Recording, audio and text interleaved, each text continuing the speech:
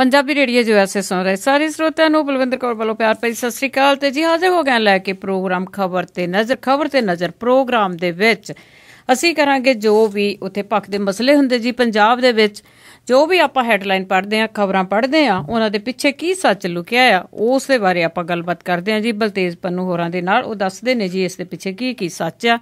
ਤੁਸੀਂ Punjabi radio USA ਨੂੰ ਸੁਣ ਸਕਦੇ ਹੋ ਜੀ ਟੈਲੀਫੋਨ ਘੁਮਾ ਕੇ 832 551 5029 8325515029 6054756868 ਇੰਟਰਨੈਟ ਦੇ ਜਰੀਏ ਵੀ ਤੁਸੀਂ ਜੁੜ ਸਕਦੇ ਆ ਜੀ www.punjabiradio.usa.com ਤੇ ਹੁਣ ਆਪਾਂ ਜੀ ਗੱਲਬਾਤ ਕਰਾਂਗੇ ਬਲਤੇਜ ਪੰਨੂ ਹੋਰਾਂ ਦੇ ਨਾਲ। ਬਲਤੇਜ ਪੰਨੂ ਜੀ ਸਤਿ ਸ਼੍ਰੀ ਅਕਾਲ। ਸਤਿ ਸ਼੍ਰੀ ਅਕਾਲ ਜੀ, ਧੰਨਵਾਦ ਜੀ, ਮਿਹਰਬਾਨੀ ਜੀ। ਸਤਿ ਸ਼੍ਰੀ ਅਕਾਲ ਜੀ ਬਲਤੇਜ ਪੰਨੂ ਜੀ। ਆਪਾਂ ਪੰਜਾਬ ਦੇ ਵਿੱਚ ਜੋ ਵੀ ਚੱਲ ਰਿਹਾ ਉਹਦੀ ਆਪਾਂ ਗੱਲਬਾਤ ਕਰਾਂਗੇ।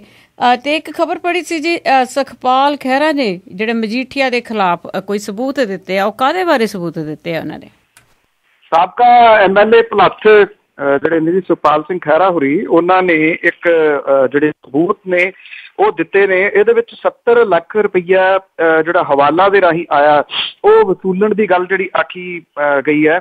ਇਹ ਜਿਹੜਾ ਪੈਸਾ ਦਿੱਤਾ ਗਿਆ ਜੀ, ਜਿਹੜੇ ਸਬੂਤ ਸੁਖਪਾਲ ਸਿੰਘ ਖਹਿਰਾ ਹੋਰਾਂ ਨੇ ਪੇਸ਼ ਕੀਤੇ ਨੇ, ਉਹਦੇ ਵਿੱਚ ਇਹ ਦੱਸਿਆ ਗਿਆ ਜੀ ਕਿ ਇਸ ਜਗ੍ਹਾ ਦੇ ਉੱਤੇ ਡਿਲੀਵਰ ਕਰਨੇ ਨੇ। ਉਹਦੇ ਉੱਤੇ ਨੰਬਰ ਜਿਹੜਾ ਜੀ ਉਹ ਬਿਕਰਮ ਸਿੰਘ ਮਜੀਠੀਆ ਹੋਰਾਂ ਦਾ ਜਿਹੜਾ ਜੀ ਉਹ ਦੱਸਿਆ ਗਿਆ। ਸੁਖਪਾਲ ਸਿੰਘ ਖਹਿਰਾ ਹੋਰਾਂ ਨੇ ਕਿਹਾ ਕਿ ਪੰਜਾਬ ਪੁਲਿਸ ਦੇ ਫਾਈਨੈਂਸ਼ੀਅਲ ਇਨਵੈਸਟੀਗੇਸ਼ਨ ਯੂਨਿਟ ਜਿਹੜਾ FIU ਹੈ, ਉਹਦੇ ਇੱਕ ਸੀਨੀਅਰ ਅਧਿਕਾਰੀ ਦੇ ਵੱਲੋਂ, ਉਹਨਾਂ ਨੇ ਨਾਮ ਨਹੀਂ ਉਹਨਾਂ ਦਾ ਦੱਸਿਆ, ਕਿ ਉਹਦੇ ਵੱਲੋਂ ਇਹ ਸਾਰੀ ਇਨਫੋਰਮੇਸ਼ਨ ਜਿਹੜੀ ਹੈ ਜੀ ਉਹ ਦਿੱਤੀ ਗਈ ਹੈ। ਨਾਭੇ ਦੀ ਜੇਲ੍ਹ ਦੇ ਵਿੱਚ ਬੰਦ ਇੱਕ ਗੁਰਮੀਤ ਮਨਚੰਦਾ ਜਿਹੜਾ ਜੀ ਉਹਦੇ ਕੋਰੀਅਰ ਦੇ ਰਾਹੀਂ ਇਹ 70 ਲੱਖ ਰੁਪਈਆ ਜਿਹੜਾ ਜੀ ਉਹ ਦਿੱਤਾ ਗਿਆ। ਇਹਦੇ ਵਿੱਚ ਉਹਨਾਂ ਨੇ ਇਹ ਕਿਹਾ ਕਿ 2011 ਦੇ ਵਿੱਚ ਇਹ ਜਿਹੜੇ ਪੈਸੇ ਨੇ ਇਹ ਡਿਲੀਵਰ ਕੀਤੇ ਗਏ ਨੇ। ਔਰ ਇਹਦੇ ਉੱਤੇ ਬਿਕਰਮ ਸਿੰਘ ਮਜੀਠੀਆ ਹੋਰਾਂ ਨੇ ਜਿਹੜਾ ਜੀ ਇਹ ਕਿਹਾ ਕਿ ਸੁਖਪਾਲ ਸਿੰਘ ਖਹਿਰਾ ਹੋਰੀ ਜਿਹੜੇ ਨੇ ਉਹ ਜਾਣ ਕੇ ਬੁਖਲਾਹਟ ਦੇ ਵਿੱਚ ਇਸ ਤਰ੍ਹਾਂ ਦੇ ਦੋਸ਼ ਜਿਹੜੇ ਲਾ ਰਹੇ ਨੇ।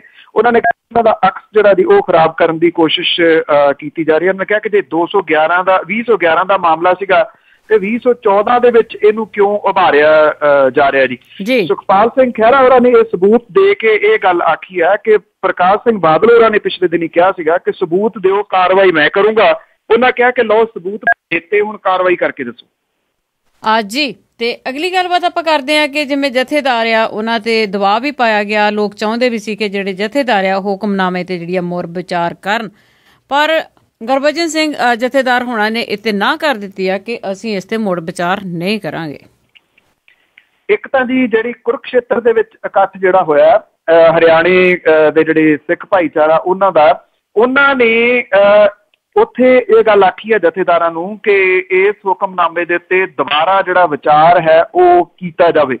ਜਿਹੜੇ ਜਥੇਦਾਰ ਨੇ ਗਿਆਨੀ ਗੁਰਬਚਨ ਸਿੰਘ, ਉਹਨਾਂ ਨੇ ਇਹ ਕਿਹਾ ਕਿ ਇਹਦੇ ਉੱਤੇ ਕੋਈ ਨਜ਼ਰਸਾਨੀ ਜਿਹੜੀ ਆ ਉਹ ਨਹੀਂ ਹੋ ਸਕਦੀ। ਉਹਨਾਂ ਨੇ ਇਹ ਵੀ ਕਿਹਾ ਕਿ ਇਸ ਮਾਮਲੇ ਉੱਤੇ ਸ਼੍ਰੋਮਣੀ ਗੁਰਦੁਆਰਾ ਪ੍ਰਬੰਧਕ ਕਮੇਟੀ ਨੇ ਇੱਕ ਤਰਫਾ ਫੈਸਲਾ ਲਿਆ ਸੀਗਾ ਔਰ ਉਹਨੇ ਇਹ ਕਿਹਾ ਸੀਗਾ ਕਿ ਜਥੇਦਾਰ ਸਾਹਿਬ ਜਿਹੜੇ ਨੇ ਉਹ ਛੇਕ ਦੇਣ ਇਹਨਾਂ ਨੂੰ, ਤੇ ਉਹਦੇ ਕਰਕੇ ਛੇਕਿਆ ਗਿਆ। ਭਾਵ ਕਿ ਸ਼੍ਰੋਮਣੀ ਗੁਰਦੁਆਰਾ ਪ੍ਰਬੰਧਕ ਕਮੇਟੀ ਦੇ ਕਹੇ ਦੇ ਉੱਤੇ ਜਿਹੜਾ ਛੇਕਿਆ ਗਿਆ, ਇਸ ਕਰਕੇ ਇਹਦੇ ਵਿੱਚ ਕੋਈ ਤਬਦੀਲੀ ਨਹੀਂ ਹੋ ਸਕਦੀ। ਉੱਧਰ ਜਿਹੜੇ ਵੱਖ-ਵੱਖ ਲੋਕ ਨੇ, ਉਹਨਾਂ ਨੇ ਜਿਹੜੇ ਜੁੜੇ ਹੋਏ ਨੇ ਸਿੱਖ ਮਸਲਿਆਂ ਦੇ ਨਾਲ, ਉਹਨਾਂ ਨੇ ਇਹ ਗੱਲ ਕੀਤੀ ਹੈ ਕਿ ਇਹਦੇ ਉੱਤੇ ਦੁਬਾਰਾ ਵਿਚਾਰ ਹੋਣਾ ਚਾਹੀਦਾ। ਮਨਜੀਤ ਸਿੰਘ ਕਲਕੱਤਾ ਜਿਹੜੇ ਨੇ, ਉਹਨਾਂ ਨੇ ਇਹ ਕਿਹਾ ਹੈ ਕਿ ਇਸ ਹੁਕਮਨਾਮੇ ਦੇ ਨਾਲ ਜਿਹੜਾ ਇਹ ਪ੍ਰਭਾਵ ਜਾ ਰਿਹਾ ਹੈ, ਇਹ ਸਾਰਾ ਕੁਛ ਹਾਕਮ ਧਿਰ ਸ਼੍ਰੋਮਣੀ ਅਕਾਲੀ ਦਲ ਦੇ ਇਸ਼ਾਰੇ ਦੇ ਉੱਤੇ ਹੋ ਰਿਹਾ। ਉਹਨਾਂ ਨੇ ਕਿਹਾ ਕਿ ਇਹਦੀ ਅਕਾਲੀ ਦਲ ਨੂੰ ਇਹਦੇ ਚ ਦਖਲ ਅੰਦਾਜ਼ੀ ਜਿਹੜੀ ਆ ਬੰਦ ਕਰਨੀ ਚਾਹੀਦੀ ਹੈ। ਗਿਆਨੀ ਜੋਗਿੰਦਰ ਸਿੰਘ ਵੇਦਾਂਤੀ ਨੇ ਇਹ ਕਿਹਾ ਕਿ ਸ਼੍ਰੋਮਣੀ ਜਿਹੜੇ ਜਥੇਦਾਰਾਂ ਦੀ ਨਿਯੁਕਤੀ, ਸੇਵਾ ਮੁਕਤੀ, ਯੋਗਤਾ, ਇਹ ਸਾਰੇ ਇਹਦੇ ਨਿਯਮ ਬਣਾਏ ਜਾਣੇ ਚਾਹੀਦੇ ਨੇ। ਉਹਨਾਂ ਨੇ ਕਿਹਾ ਕਿ ਕਾਹਲੀ ਦੇ ਨਾਲ ਕਾਰਵਾਈ ਜਿਹੜੀ ਹੈ ਇਹ ਕੀਤੀ ਗਈ ਹੈ। ਹਰਨਾਮ ਸਿੰਘ ਧੁੰਮਾ ਨੇ ਇਹ ਕਿਹਾ ਜੀ ਕਿ ਜਿਹੜੇ ਪੰਜ ਸਿੰਘ ਸਾਹਿਬਾਨ ਨੇ ਉਹਨੂੰ ਇੱਕ ਚਿੱਠੀ ਲਿਖ ਕੇ ਉਹਨਾਂ ਅਪੀਲ ਕੀਤੀ ਸੀ ਕਿ ਵੱਖਰੀ ਕਮੇਟੀ ਵਾਲਾ ਇੱਕ ਗੰਭੀਰ ਮਾਮਲਾ ਹੈ। ਉਹਨਾਂ ਨੇ ਕਿਹਾ ਕਿ ਜਿਹੜੇ ਵਿਅਕਤੀ ਵੱਖਰੀ ਕਮੇਟੀ ਬਣਾਉਣ ਦੇ ਹੱਕ ਦੇ ਵਿੱਚ ਨੇ, ਉਹਨਾਂ ਦੀ ਪਹਿਲਾਂ ਜਵਾਬ ਤਲਬੀ ਜਿਹੜੀ ਆ ਉਹ ਕਰ ਲਈ ਜਾਵੇ। ਤਰਲੋਚਨ ਸਿੰਘ ਜਿਹੜੇ ਘੱਟ ਗਿਣਤੀ ਕਮਿਸ਼ਨ ਦੇ ਚੇਅਰਮੈਨ ਰਹੇ ਨੇ, ਉਹਨਾਂ ਨੇ ਕਿਹਾ ਕਿ ਤੋਂ ਕੋਈ ਵੀ ਫੈਸਲਾ ਕਾਹਲੀ ਦੇ ਵਿੱਚ ਨਹੀਂ ਹੋਣਾ ਚਾਹੀਦਾ। ਉਹਨਾਂ ਨੇ ਕਿਹਾ ਕਿ ਇਹ ਫੈਸਲਾ ਕਾਹਲੀ ਦੇ ਵਿੱਚ ਲਿਆ ਗਿਆ। ਭਾਵ ਕਿ ਜਿਹੜਾ ਪ੍ਰੈਸ਼ਰ ਹੈ ਉਹ ਤਾਂ ਜਥੇਦਾਰ ਦੇ ਉੱਤੇ ਪੂਰਾ ਪੈ ਰਿਹਾ, ਪਰ ਮੁਸ਼ਕਿਲ ਇਹ ਹੈ ਜਿਨ੍ਹਾਂ ਨੇ ਜਥੇਦਾਰ ਲਾਏ ਨੇ ਉਹਨਾਂ ਦਾ ਪ੍ਰੈਸ਼ਰ ਇੰਨਾ ਹੈ ਕਿ ਜਥੇਦਾਰ ਆਜ਼ਾਦ ਤੌਰ ਦੇ ਉੱਤੇ ਕੋਈ ਫੈਸਲਾ ਲੈ ਸਕਦੇ ਨੇ। ਇਹਦੇ ਸੰਬੰਧ ਵਿੱਚ ਵੱਡੀ ਕੁਐਸਚਨ ਮਾਰਕ ਹੈ ਜੀ, ਸ਼ਾਇਦ ਨਹੀਂ। ਜੀ ਬਿਲਕੁਲ, ਉਹ ਤਾਂ ਉਹਨਾਂ ਨੂੰ ਹੁਕਮ ਹੀ ਚੜਿਆ ਸੀ ਕਿ ਤੁਸੀਂ ਇਹ ਹੁਕਮਨਾਮਾ ਆ ਜਿਹੜਾ ਆਪਣੇ ਮੂੰਹ ਦੇ ਵਿੱਚੋਂ ਬੋਲਣਾ। ਹੁਕਮਨਾਮਾ ਤਾਂ ਹੋਰ ਥਾਂ ਤੋਂ ਹੀ ਆਇਆ ਸੀਗਾ। ਅਤੇ ਜੀ ਇੱਕ ਕੋਹਲੀ ਦਾ ਬੜਾ ਰੌਲਾ ਪੈ ਰਿਹਾ ਸੀਗਾ ਕਈ ਦਿਨਾਂ ਦਾ, ਜਿਸ ਦੀ ਤਨਖਾਹ 1 ਕਰੋੜ ਸੀ, ਤੇ ਉਹ ਪਤਾ ਲੱਗਾ ਸੀ ਕਿ ਸ਼੍ਰੋਮਣੀ ਕਮੇਟੀ ਦੀ ਮੀਟਿੰਗ ਦੇ ਵਿੱਚ ਉਹਨੂੰ ਬਰਖਾਸਤ ਕਰ ਦਿੱਤਾ ਗਿਆ ਸੀ। ਪਰ ਐਡੀ ਘੁਰਕੀ ਮਿਲੀ ਉਹਨਾਂ ਨੂੰ, ਐਡਾ ਕਹਿੰਦੇ ਵੀ ਕੋਈ ਨਾ ਕੋਈ ਗੱਲ ਕਹੀ ਗਈ ਕਿ ਉਹਨਾਂ ਨੂੰ 24 ਘੰਟੇ ਦੇ ਵਿੱਚ ਉਸ ਨੂੰ ਦੁਬਾਰਾ ਰੱਖਣਾ ਪਿਆ। ਇਹ ਬਿਲਕੁਲ ਜੀ, ਇਹ ਬੜਾ ਆਪਣੇ ਆਪ ਦੇ ਵਿੱਚ ਸਨਸਨੀਖੇਜ਼ ਜਿਹਾ ਮਾਮਲਾ ਬਣ ਗਿਆ। ਪਹਿਲਾਂ ਤਾਂ ਐਸ ਕੋਹਲੀ ਜਿਹੜਾ ਜੀ ਕਰੋੜ ਰੁਪਏ ਜਿਹੜਾ ਲੈਂਦਾ, ਉਹਦੀ ਤਨਖਾਹ ਕੁਝ ਸਮਾਂ ਪਹਿਲਾਂ ਵਧਾਈ ਗਈ ਸੀਗੀ। ਜਿਹੜਾ ਪਰਸੋਂ ਸੀਗਾ ਜੀ ਉਹਨੂੰ ਬਰਖਾਸਤ ਕਰ ਦਿੱਤਾ ਗਿਆ ਉਹਦੇ ਅਹੁਦੇ ਤੋਂ। 24 ਘੰਟਿਆਂ ਦੇ ਵਿੱਚ ਫਿਰ ਸ਼੍ਰੋਮਣੀ ਕਮੇਟੀ ਦੇ ਸਕੱਤਰ ਦਲਮੇਗ ਸਿੰਘ ਨੇ ਇਸ ਗੱਲ ਦੀ ਪੁਸ਼ਟੀ ਕਰਤੀ ਹੈ ਜੀ ਕਿ ਕੋਹਲੀ ਦੀਆਂ ਸੇਵਾਵਾਂ ਨੂੰ ਫਿਲਹਾਲ ਜਿਹੜਾ ਜੀ ਉਹ ਬਹਾਲ ਕਰ ਦਿੱਤਾ ਗਿਆ। ਬਹਾਲ ਕਿਉਂ ਕੀਤਾ ਗਿਆ, ਇਹਨੂੰ ਲੈ ਕੇ ਸ਼੍ਰੋਮਣੀ ਗੁਰਦੁਆਰਾ ਪ੍ਰਬੰਧਕ ਕਮੇਟੀ ਦੇ ਅੰਦਰ ਖਾਤੇ ਕਈ ਤਰ੍ਹਾਂ ਦੀਆਂ ਗੱਲਾਂ ਜਿਹੜੀਆਂ ਜੀ ਉਹ ਇਸ ਵੇਲੇ ਚੱਲਣੀਆਂ ਜਿਹੜੀਆਂ ਉਹ ਸ਼ੁਰੂ ਹੋ ਗਈਆਂ ਨੇ। ਇਹਦਾ ਕੁਝ ਵਿਵਾਦ ਜਿਹੜਾ ਉਹ ਵਿਵਾਦ ਵੀ ਸ਼ੁਰੂ ਹੋ ਗਿਆ ਜੀ। ਪਹਿਲਾਂ ਉਹਨੂੰ ਹਰ ਮਹੀਨੇ ਜੀ 8 ਲੱਖ ਰੁਪਏ ਤੋਂ ਵੱਧ ਤੇ ਸਾਲ ਦੇ ਵਿੱਚ 1 ਕਰੋੜ ਰੁਪਏ ਦੀ ਤਨਖਾਹ ਜਿਹੜੀ ਟੋਟਲ ਹੈ ਜੀ ਉਹ ਦਿੱਤੀ ਜਾ ਰਹੀ ਹੈ। ਇਹਦਾ ਪਹਿਲਾਂ ਹੀ ਵਿਰੋਧ ਹੋ ਰਿਹਾ ਸੀਗਾ, ਚਰਚਾ ਦਾ ਵਿਸ਼ਾ ਜਿਹੜਾ ਉਹ ਬਣਿਆ ਹੋਇਆ ਸੀਗਾ। ਜਿਹੜੇ ਅੰਦਰ ਵਾਲੇ ਸੂਤਰ ਨੇ ਜੀ ਉਹ ਕੁਝ ਇਹ ਦੱਸਦੇ ਨੇ ਕਿ ਕੁਝ ਸਮਾਂ ਪਹਿਲਾਂ ਪੰਜਾਬ ਦੇ ਡਿਪਟੀ ਮੁੱਖ ਮੰਤਰੀ ਨੇ ਆਪਣੇ ਪਰਿਵਾਰ ਸਮੇਤ ਇੱਕ ਫੋਰਨ ਦੀ ਯਾਤਰਾ ਕੀਤੀ ਸੀ ਤੇ ਉਹਦਾ ਜਿਹੜਾ ਖਰਚਾ ਸੀਗਾ ਉਹ ਸ਼੍ਰੋਮਣੀ ਗੁਰਦੁਆਰਾ ਪ੍ਰਬੰਧਕ ਕਮੇਟੀ ਦੇ ਵੱਲੋਂ ਦਿੱਤਾ ਗਿਆ ਸੀਗਾ, ਏਅਰਫੇਅਰ ਵਗੈਰਾ। ਇਹ ਸ਼ਾਇਦ ਮਾਮਲਾ ਸਾਹਮਣੇ ਆਇਆ ਸੀਗਾ, ਉਦੋਂ ਤੋਂ ਕੋਹਲੀ ਜਿਹੜਾ ਦੀ ਅੱਖਾਂ 'ਚ ਰੜਕਦਾ ਸੀਗਾ ਉਹਨੂੰ ਪਾਸੇ ਕਰ ਦਿੱਤਾ ਗਿਆ। ਹੁਣ ਕੁਝ ਸੂਤਰ ਇਹ ਦੱਸਦੇ ਨੇ ਕਿ ਸ਼ਾਇਦ ਕੋਹਲੀ ਸਾਹਿਬ ਨੇ ਕਿਤੇ ਨਾ ਕਿਤੇ ਇਹ ਦੱਸ ਦਿੱਤਾ ਕਿ ਭਾਈ ਉਹ ਤਾਂ ਇੱਕ ਪਰਚੀ ਸੀ, ਮੈਂ CA ਆ ਉੱਥੋਂ ਦਾ, ਚਾਰਟਰਡ ਅਕਾਊਂਟੈਂਟ ਹੈ, ਤੇ ਹੋਰ ਬੜਾ ਕੁਛ ਹੈ ਫਾਈਲਾਂ ਦੇ ਰੂਪ ਦੇ ਵਿੱਚ ਜਿਹੜੇ ਕੋਹਲੀ ਸਾਹਿਬ ਸਾਹਮਣੇ ਲੈ ਆਏ ਤਾਂ ਇਹ ਲੈਣੇ ਤੇ ਦੇਣੇ ਪੈ ਸਕਦੇ ਨੇ, ਜਿਹਦੇ ਕਰਕੇ ਤੱਤਪੜਤੀ ਜਿਸ ਤੇਜ਼ੀ ਦੇ ਨਾਲ ਉਹਨੂੰ ਲਾਉਣ ਦਾ ਫੈਸਲਾ ਲਿਆ ਗਿਆ ਸੀ ਉਨੀ ਤੇਜ਼ੀ ਦੇ ਨਾਲ ਉਹਨੂੰ ਦੁਬਾਰਾ ਲਾਉਣ ਦਾ ਫੈਸਲਾ ਵੀ ਜਿਹੜਾ ਉਹ ਲੈ ਲਿਆ ਗਿਆ ਕਿ ਕਿਤੇ ਉਹ ਨਾ ਹੋਵੇ ਹਰਿਆਣੇ 'ਚ ਉਲਝੇ ਹੋਏ ਆ, ਇੱਧਰ ਕੋਹਲੀ ਸਾਹਿਬ ਜਿਹੜੇ ਨੇ ਉਹ ਕੋਈ ਕੱਚਾ ਚਿੱਟਾ ਖੋਲ ਦੇਣ ਜੀ। ਤੇ ਅਗਲੀ ਜੀ ਗੱਲਬਾਤ ਕਰਦੇ ਆ ਆਪਣੇ ਕੋਹਲੀ ਸਾਹਿਬ ਤੋਂ ਬਾਅਦ ਬਲਟੋਹਾ ਤੇ ਤੋਤਾ ਸਿੰਘ ਦੀ ਜਿਹੜੀ ਵਿਧਾਨ ਸਭਾ ਦੇ ਵਿੱਚ ਬੜੀਆਂ ਝਿੜਕਾਂ ਪਈਆਂ। ਕਿਸ ਕਾਰਨ ਉਹਨਾਂ ਨੂੰ ਝਿੜਕਾਂ ਪਈਆਂ?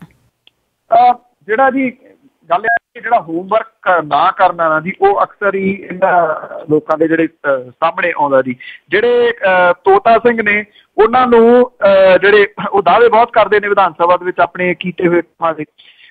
ਇਸ ਵਾਰੀ ਉਹਨਾਂ ਨੂੰ ਪਹਿਲਾਂ ਤਾਂ ਬੀਬੀ ਜਗੀਰ ਕੌਰ ਜਿਹੜੀ ਆ ਉਹਨੇ ਘੇਰ ਲਿਆ, ਉਸ ਤੋਂ ਬਾਅਦ ਡਾਕਟਰ ਦਲਜੀਤ ਸਿੰਘ ਚੀਮਾ ਜਿਹੜੇ ਸੀ ਉਹਨਾਂ ਨੇ ਘੇਰ ਲਿਆ। ਤੋਤਾ ਸਿੰਘ ਨੇ ਦਾਅਵਾ ਕੀਤਾ ਕਿ ਸੰਵਿਧਾਨ ਦੇ ਮੁਤਾਬਕ ਸਿੱਖਿਆ ਦਾ ਖੇਤਰ ਰਾਜਾਂ ਦੇ ਅਧਿਕਾਰ ਖੇਤਰ ਦੇ ਵਿੱਚ ਜਿਹੜਾ ਜੀ ਉਹ ਆਉਂਦਾ।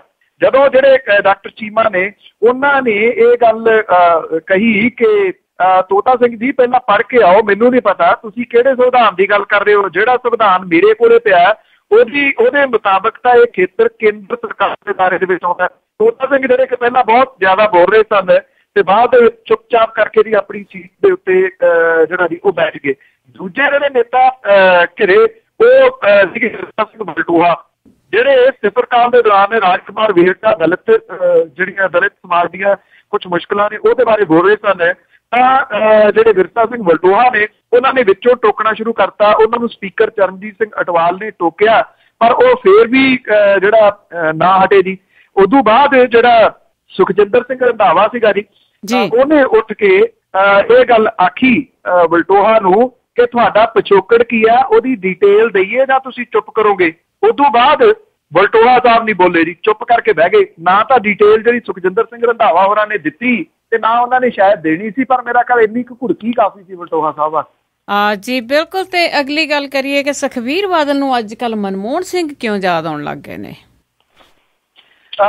ਉਹਨਾਂ ਨੇ ਇਹ ਗੱਲ ਕਹੀ ਹੈ ਜੀ, ਵੱਖਰੀ ਜਿਹੜੀ ਹਰਿਆਣਾ ਗੁਰਦੁਆਰਾ ਪ੍ਰਬੰਧਕ ਕਮੇਟੀ ਹੈ ਉਹਦੇ ਬਾਰੇ ਦੇ ਵਿੱਚ ਉਹਨਾਂ ਨੇ ਵਿਧਾਨ ਸਭਾ ਦੇ ਵਿੱਚ ਇਹ ਗੱਲ ਕਹੀ ਹੈ ਕਿ ਸਾਬਕਾ ਪ੍ਰਧਾਨ ਮੰਤਰੀ ਡਾਕਟਰ ਮਨਮੋਹਨ ਸਿੰਘ ਹੋਰਾਂ ਨੇ ਭਰੋਸਾ ਦਿੱਤਾ ਸੀਗਾ ਕਿ ਜਦੋਂ ਤੱਕ ਉਹ ਪ੍ਰਧਾਨ ਮੰਤਰੀ ਨੇ ਹਰਿਆਣੇ ਦੇ ਵਿੱਚ ਵੱਖਰੀ ਕਮੇਟੀ ਜਿਹੜੀ ਉਹ ਨਹੀਂ ਬਣ ਸਕਦੀ। ਉਹਨਾਂ ਨੇ ਜਾਂ ਤਾਂ ਸੁਖਬੀਰ ਸਿੰਘ ਬਾਦਲ ਹੋਰਾਂ ਨੂੰ ਪਤਾ ਹੀ ਨਹੀਂ ਲੱਗਿਆ ਕਿ ਉਹ ਕੀ ਬੋਲ ਰਹੇ ਨੇ, ਕੀ ਬੋਲਣਾ ਚਾਹੀਦਾ। ਉਹਨਾਂ ਨੇ ਕਿਹਾ ਕਿ ਐਸ ਸੂਨ ਮਨਮੋਹਨ ਸਿੰਘ ਹੋਰੀ ਜਿਹੜੇ ਪਾਸੇ ਹੋਏ ਆਪਣੇ ਅਹੁਦੇ ਤੋਂ ਅਹੁਦਾ ਬਦਲਿਆ, ਕੁਰਸੀ ਬਦਲੀ ਤੇ ਨਾਲ ਦੀ ਨਾਲ ਜਿਹੜੀ ਉੱਥੇ ਵੱਖਰੀ ਕਮੇਟੀ ਜਿਹੜੀ ਆ ਜੀ ਉਹ ਬਣ ਗਈ। ਹੁਣ ਉਹਨਾਂ ਨੂੰ ਇਹ ਨਾ ਪਤਾ ਲੱਗਿਆ ਜੀ ਕਿ ਉਹ NDA ਦੀ ਜਿਹੜੀ ਸਰਕਾਰ ਹੈ ਜਾਂ ਨਰਿੰਦਰ ਮੋਦੀ ਦੀ ਜਿਹੜੀ ਸਰਕਾਰ ਹੈ ਉਹਦੀ ਉਹ ਤਾਰੀਫ ਕਰ ਰਹੇ ਨੇ ਜਾਂ ਉਹਦੀ ਬਦਖੋਈ ਜਿਹੜੀ ਆ ਜੀ ਉਹ ਕਰ ਰਹੇ ਨੇ। ਉਹਨਾਂ ਦੇ ਜਿਹੜੇ ਹਾਵ ਭਾਵ ਤੋਂ ਇਹ ਲੱਗ ਰਿਹਾ ਸੀਗਾ ਕਿ ਡਾਕਟਰ ਮਨਮੋਹਨ ਸਿੰਘ ਹੁਣਾਂ ਦੀ ਯਾਦ ਜਿਹੜੀ ਆ ਜੀ ਉਹਨਾਂ ਨੂੰ ਖਾਸੀ ਆ ਰਹੀ ਹੈ ਕਿ ਜੇ ਉਹ ਹੁੰਦੇ ਤੇ ਕਮ ਸੇ ਕਮ ਉਹਨਾਂ ਨੇ ਵੰਡ ਨਹੀਂ ਸੀ ਦੇਣੀ।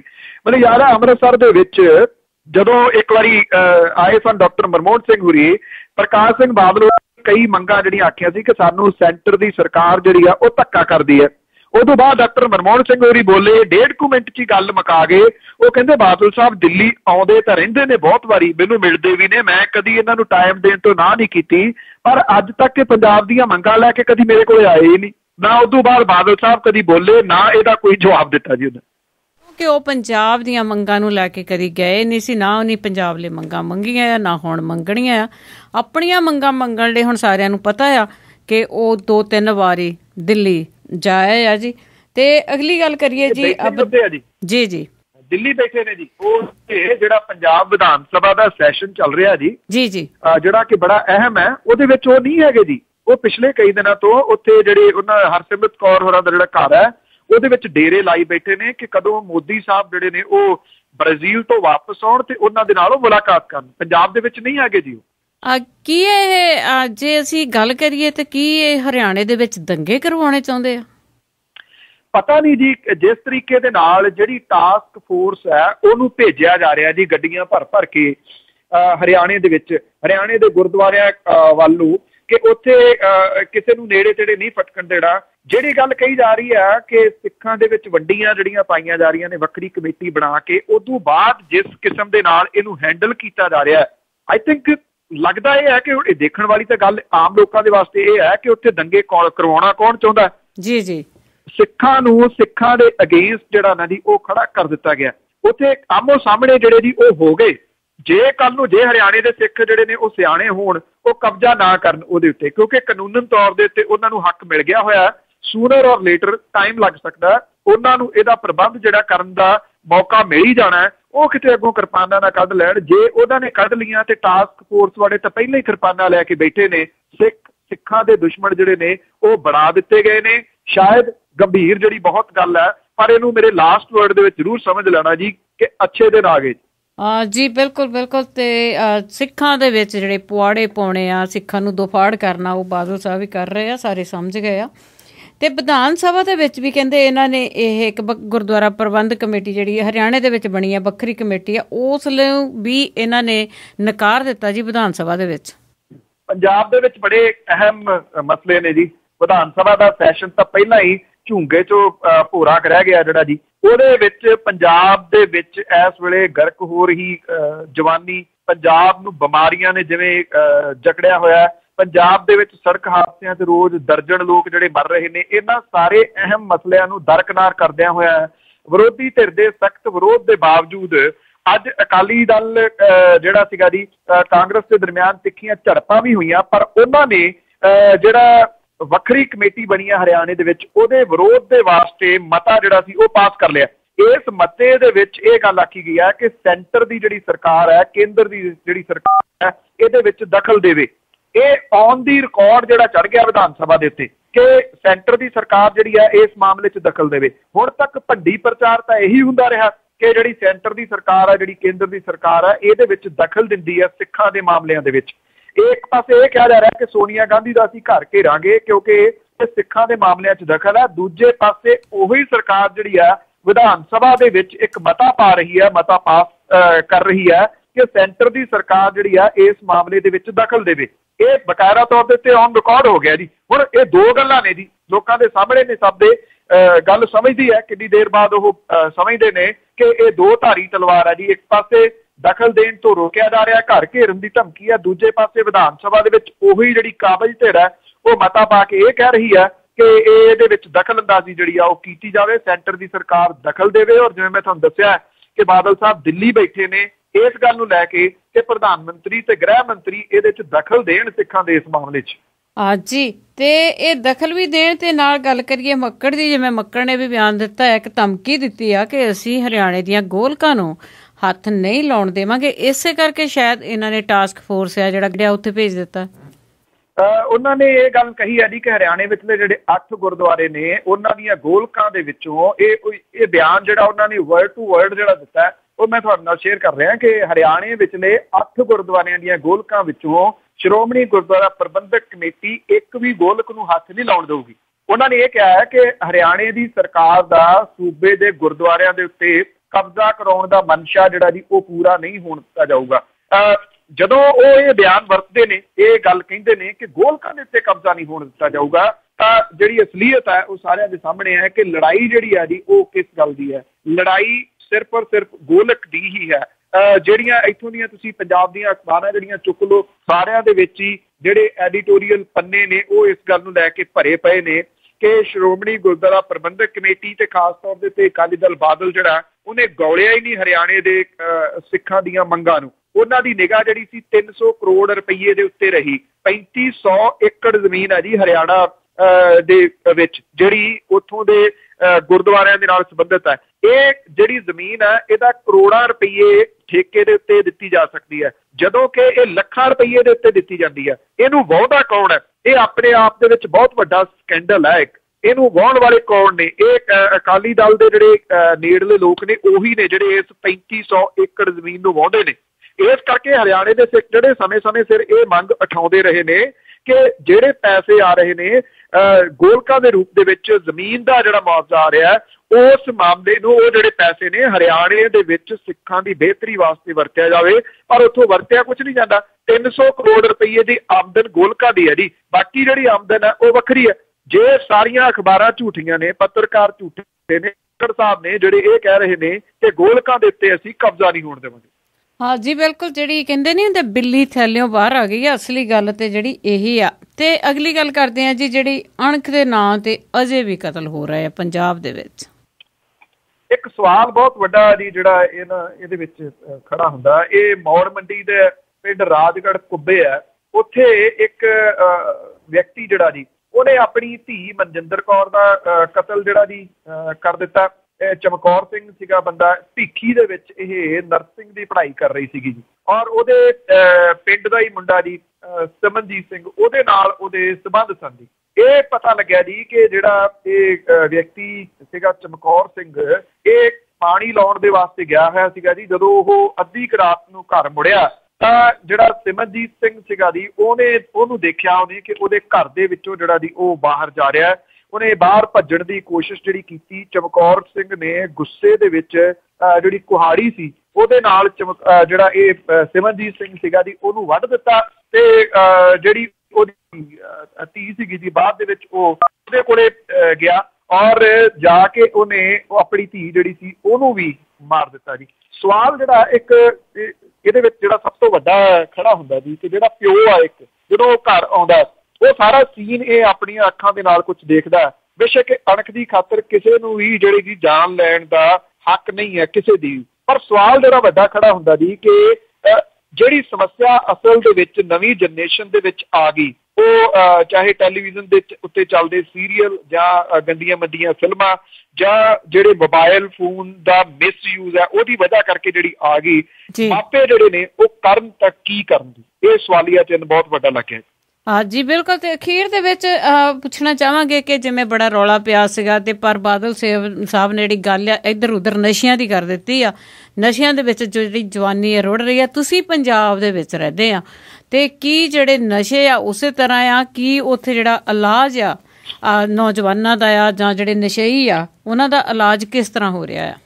ਇਲਾਜ ਹੋ ਰਿਹਾ ਜੀ, ਇਹ ਮੁਹਿੰਮ ਜਿਹੜੀ ਆ ਜੀ ਦਿਨੋਂ ਦਿਨ ਹੁਣ ਠੰਡੀ ਪੈਂਦੀ ਜਾਂਦੀ ਆ। ਜਿਹੜਾ ਸ਼੍ਰੋਮਣੀ ਗੁਰਦੁਆਰਾ ਪ੍ਰਬੰਧਕ ਕਮੇਟੀ ਵਾਲਾ ਮਸਲਾ ਹੈ ਨਾ ਜੀ ਹਰਿਆਣੇ ਵਾਲਾ, ਉਹਨੇ ਬਹੁਤੇ ਮਸਲੇ ਜਿਹੜੇ ਉਹ ਦਬਾ ਦਿੱਤੇ ਨੇ। ਇਸੇ ਕਰਕੇ ਇਹਦੇ ਪਿੱਛੇ ਨਾ ਜੀ ਜਿਸ ਕਿਸਮ ਦੇ ਨਾਲ ਸਾਰਾ ਕੁਝ ਹੀ ਪੈ ਨਿਕਲਿਆ, ਅਕਾਲੀ ਦਲ ਜਿਹੜਾ ਇਸ ਮਸਲੇ ਵੱਲ ਨੂੰ ਲੱਗਦਾ ਹੈ ਕਿ ਉਹਨੇ ਇਸ ਨਸ਼ਿਆਂ ਵਾਲਾ ਜਿਹੜਾ ਮਸਲਾ ਉਹਨੂੰ ਦਬਾਉਣ ਦੀ ਖਾਤਰ ਹੀ ਇਸ ਮਸਲੇ ਨੂੰ ਉਭਾਰ ਕੇ ਪੇਸ਼ ਕੀਤਾ ਹੈ ਕਿ ਜਿਵੇਂ ਸਿੱਖਾਂ ਦੇ ਉੱਤੇ ਇੱਕ ਵਾਰੀ ਫੇਰ ਅਬਦਾਲੀ ਦਾ ਹਮਲਾ ਹੋ ਗਿਆ ਹੋਵੇ ਕਿ ਹਰਿਆਣੇ ਦੇ ਵਿੱਚ ਜਿਹੜੀ ਵੱਖਰੀ ਕਮੇਟੀ ਬਣ ਜਾਣੀ, ਅਸੀਂ ਤਾਂ ਮਾਰੇ ਗਏ। ਨਾ ਤਾਂ ਬਿਹਾਰ ਦੇ ਵਿੱਚ ਜਿੱਥੇ ਵੱਖਰੀ ਕਮੇਟੀ ਬਣੀ ਹੈ ਉੱਥੇ ਕਦੀ ਸਿੱਖ ਪਾਟੇ, ਮਹਾਰਾਸ਼ਟਰ ਦੇ ਵਿੱਚ ਕਦੀ ਸਿੱਖ ਨਾ ਪਾਟੇ, ਜਿਹੜੇ ਦਿੱਲੀ ਦੇ ਵਿੱਚ ਜਿਹਦੇ ਉੱਤੇ ਬਾਦਲ ਸਾਹਿਬ ਦੀ ਕਮੇਟੀ ਹੀ ਕਾਬਜ਼ ਹੈ ਉੱਥੇ ਕਦੀ ਸਿੱਖ ਨਾ ਪਾਟੇ। ਹਰਿਆਣੇ ਦੀ ਜਿਹੜੀ ਕਮੇਟੀ ਸੀ ਇਹ ਬਣਨ ਨੂੰ ਲੈ ਕੇ ਏਡਾ ਵਾਦ ਇਹਨੂੰ ਭਖਾ ਦਿੱਤਾ ਗਿਆ। ਇਸ ਮਸਲੇ ਉੱਤੇ ਗੰਭੀਰ ਮਸਲਾ ਜਿਹੜਾ ਨਸ਼ਿਆਂ ਵਾਲਾ ਸੀਗਾ ਉਹ ਘਟ ਗਿਆ। ਹੁਣ ਤੁਹਾਨੂੰ ਕਿਤੇ ਖਬਰ ਜਿਹੜੀ ਆ ਉਹ ਨਹੀਂ ਲੱਭਦੀ ਕਿ ਕਿਸੇ ਜਗ੍ਹਾ ਦੇ ਤੋਂ ਨਸ਼ਾ ਫੜਿਆ ਗਿਆ ਜਾਂ ਨਸ਼ੇੜੀਆਂ ਦਾ ਇਲਾਜ ਜਿਹੜਾ ਕਿਹੜੇ ਤਰੀਕੇ ਦੇ ਨਾਲ ਹੋ ਰਿਹਾ। ਇਹ ਅਕਸਰ ਹੁੰਦਾ ਰਿਹਾ ਪਿਛਲੇ ਸਮੇਂ ਦੇ ਵਿੱਚ ਵੀ ਕਿ ਜਿਹੜੇ ਗੰਭੀਰ ਮੁੱਦੇ ਨੇ ਉਹਨਾਂ ਨੂੰ ਦਬਾਉਣ ਦੇ ਵਾਸਤੇ ਇੱਕ ਇਹੋ ਜਿਹਾ ਮੁੱਦਾ ਉਭਾਰ ਦਿੱਤਾ ਜਾਂਦਾ ਜਿਹਦਾ ਕੋਈ ਸਿਰ ਪੈਰ ਨਹੀਂ ਹੁੰਦੇ, ਜਿਹਦੇ ਵਿੱਚੋਂ ਲੱਭਣਾ ਲਭਾਉਣਾ ਕੱਖ ਨਹੀਂ ਹੁੰਦਾ। ਇਸੇ ਤਰੀਕੇ ਦੇ ਨਾਲ ਜੇ ਬਾਦਲ ਸਾਹਿਬ ਇੰਨੇ ਦਿਨ ਕਿਤੇ ਸੈਂਟਰ ਦੇ ਵਿੱਚ ਬੈਠੇ ਹੁੰਦੇ ਇਸ ਮਸਲੇ ਨੂੰ ਲੈ ਕੇ ਕਿ ਸਾਨੂੰ ਨਹੀਂ ਪਤਾ, ਜਿਵੇਂ ਮਰਜ਼ੀ ਸਰਹੱਦਾਂ ਸੀਲ ਕਰੋ, ਜੋ ਮਰਜ਼ੀ ਕਰੋ, ਉੱਥੇ ਨਸ਼ੇ ਬੰਦ ਹੋਣੇ ਚਾਹੀਦੇ ਨੇ, ਸਵਾਦ ਆ ਜਾਂਦਾ ਵੀ ਮੁੱਖ ਮੰਤਰੀ ਜਿਹੜਾ ਜੀ ਉੱਥੇ ਗਿਆ, ਉਹ ਤਾਂ ਗਏ ਹੋਏ ਨੇ ਗੋਲਕਾਂ ਬਚਾਉਣ ਦੀ ਖਾਤਰ। ਇਸ ਕਰਕੇ ਜਿਹੜਾ ਗੰਭੀਰ ਮਸਲਾ ਸੀ ਨਸ਼ਿਆਂ ਵਾਲਾ ਉਹ ਤਾਂ ਗਿਆ ਉੱਥੇ। ਮੈਨੂੰ ਨਹੀਂ ਲੱਗਦਾ ਕਿ ਬਹੁਤਾ ਲੰਮਾ ਟਾਈਮ ਜਿਹੜੀ ਹੈ ਜੀ ਇਹ ਗੱਲਬਾਤ ਚੱਲਣੀ ਹੈ। ਪੰਜਾਬ ਜਿਹੜਾ ਗਰਕ ਹੋ ਚੁੱਕਾ ਬਹੁਤਾ, ਉਹ ਗਰਕ ਹੋਣ ਵੱਲ ਨੂੰ ਜਿਹੜਾ ਕੋਈ ਮਾੜਾ ਮੋਟਾ ਬਚਦਾ ਉਹ ਅਜੇ ਵੀ ਵੱਧ ਰਿਹਾ। ਇਹ ਮੁੱਦਾ ਹੁਣ ਬਹੁਤਾ ਕੋਈ ਅਹਿਮ ਨਹੀਂ ਲੱਗਦਾ ਖਬਰਾਂ ਦੇ ਰੂਪ ਜੇ ਦੇਖੀਏ। ਉਹ ਵੀ ਸਿਰਫ ਜੀ ਇਹਨਾਂ ਨੂੰ, ਕਿਉਂਕਿ ਇਹਨਾਂ ਨੇ 25 ਸਾਲ ਰਾਜ ਕਰਨਾ ਆ, ਇਸੇ ਤਰ੍ਹਾਂ ਹੀ ਪੰਜਾਬ ਨੂੰ ਬਰਬਾਦ ਕਰਨਗੇ ਤਾਂ ਇਹ ਰਾਜ ਕਰਨਗੇ। ਤੇ ਅਖੀਰ ਦੇ ਵਿੱਚ ਜੀ ਅਜਨਾਮਾ ਕਿ ਤੋਤਾ ਸਿੰਘ ਹੁਣ ਕਿਹਾ ਪ੍ਰਵਾਸੀਆਂ ਨੂੰ ਜਾਇਦਾਦ ਦਾ ਫਿਕਰ ਦਿਓ ਛੋੜ ਵੀਰੋ।